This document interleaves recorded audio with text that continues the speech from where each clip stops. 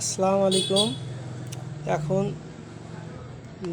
একটা গোল গলা মেক্সি কাটিং দেখাবো। প্রথমে আমি হাতার কাপড়টা সরিয়ে নিয়েছি। এখন আমি দুইটা পার্ট সমান করে এইভাবে রেখে প্রথমে একটু স্বাস্থ্যবান মানুষ, যার কারণে এখান থেকে আমার 5 ইঞ্চি এইভাবে একটা মার্ক করে নিলাম।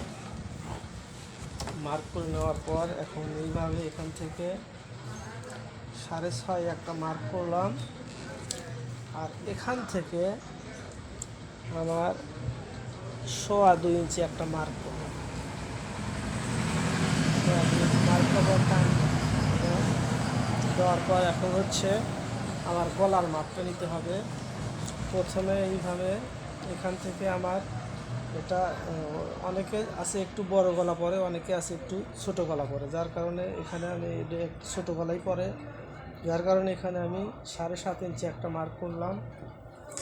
7.5 ইঞ্চি একটা মার্ক করার পর এইভাবে দাগটা আমি সোজা করে নিলাম। নেওয়ার পর এখন এইভাবে আমি একটা রাউন্ড দিয়ে দিলাম। রাউন্ড দেওয়ার পর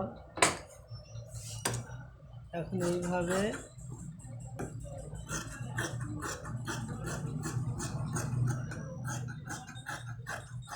কেটে নিলাম। নেওয়ার পর এইখানে এই মিডলে একটা কুচি দেওয়া লাগবে, এখানে একটা কাট বসিয়ে দিলাম। এখান থেকে আমার কুচি হবে। দেওয়ার পর এখন হাতার মোহরা ছাড় দেওয়া,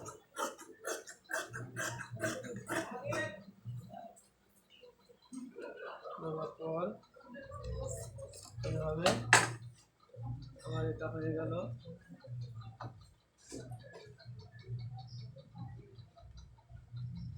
এখন আমার যে কাজটা করতে হবে এখন হচ্ছে এখান থেকে গলার পট্টিটা বের করতে হবে।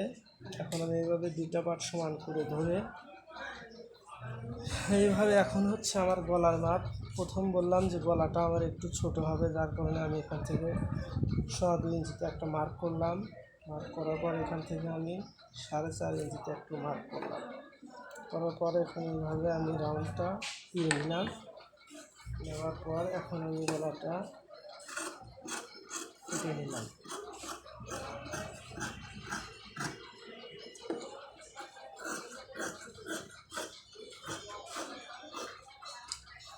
আচ্ছা, আমার গলা কাটা হয়ে গেছে।